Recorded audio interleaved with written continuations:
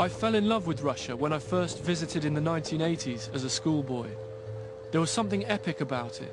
It was the Soviet Union then. Its government claimed to be leading humanity to a brighter future where all people would be equal. The changes since the fall of communism have been equally epic. Today, Moscow has more billionaires than any other city on the planet. But just as Russia seems to be catching its breath after all those changes, it turns out it's facing a hidden crisis. In the first 6 months of 2005, Russia's population fell by 500,000. According to the government's own statistics, by 2050, it could lose up to half of its people. The trouble is that Russia combines a developed world birth rate with a third world mortality rate. Life expectancy here is 56 for men, which is the same as Bosnia or Bangladesh. And the rise in mortality here over the last 10 years is unprecedented in a developed country. It's as though the country is at war.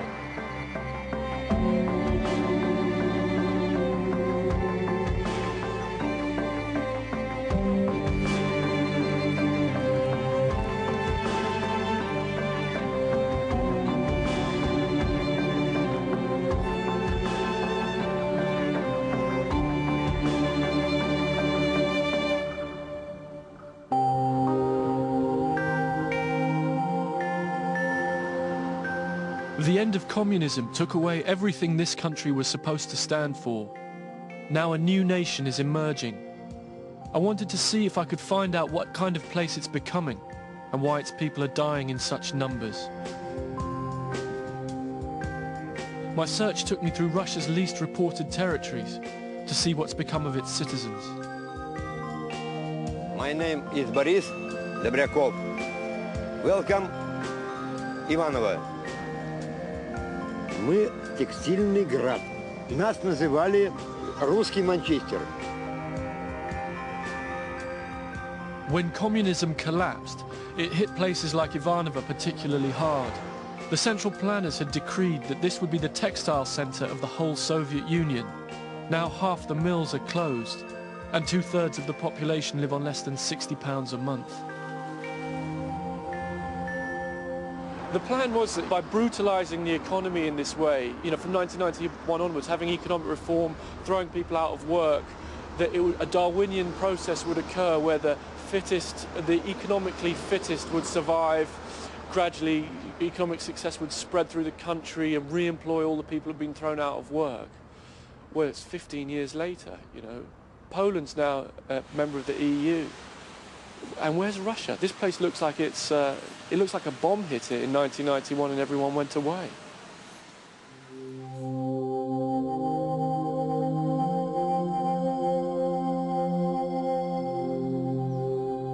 For 70 years, the state employed and housed every citizen.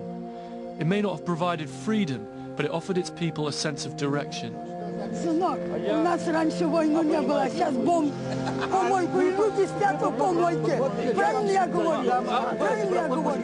Я дам адрес. Вот приезжайте на 10-ю санаторную и посмотрите, что делается с помойками. Это ходят табунами при демократии. Most Russian people had become pretty skeptical about the promises of communism by the time it ended. But after 1991, tens of millions were abandoned to the most brutal effects of the free market. Astonishingly, the average life expectancy for a Russian man dropped by 7 years.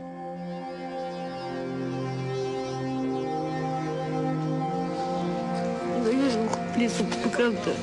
Я себя не вижу Пуканта. Подожди, вот иди в Гранта, вот. Я же вижу себя. Так его не были бы. Volodya and Tanya have been homeless for 5 years. He's 44 years old, she's 37.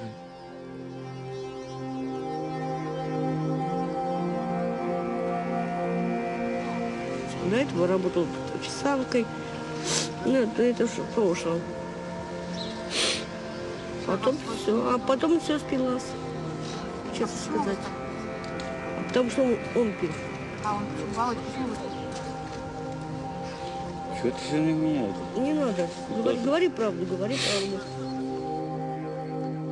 But the root of the demographic crisis is not just the fact that people are dying. It's also that Russians aren't having enough children. Last year, President Putin came to Ivanovo to open a brand new maternity hospital and admitted that the demographic crisis was threatening the survival of the nation. The government's even resorted to offering people extra benefits to encourage them to have big families, an old Soviet tactic. The birth rate's barely half what it needs to be to keep the population stable, and that's only part of the problem. Каждый второй рождается заболевшим, то есть имеет диагноз болезни при рождении. А в этом центре много больше, потому что здесь рожают только больные женщины. И понятно, что они рожают нездоровых детей. Нет, вот это у нас отказные дети. Отказные. Матери, от которых отказались. Really? Отказались? Times have been too hard for many Russians to start a family. Abortions outnumber live births. And thanks to ill health, 10 million Russians are infertile. Если говорить по женщинам, то здесь это инфекция, а во многом это проблемы планирования семьи. Согласны? То есть это непланируемые и нежелательные беременности, это аборты, это раннее начало половой жизни. Мы вообще говорим, что у нас проблема со здоровьем населения России. Почему сейчас президент и говорит приоритет здравоохранения? Так нельзя.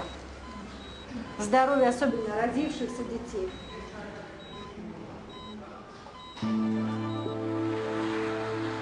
As I left Ivanovo, I felt I'd seen few of the supposed advantages of the free market. And worse, it seemed to me that the dying population was evidence of a deeper sense of hopelessness. I wondered what had happened, that people had grown reluctant to have children, and some even seemed to have lost the will to survive.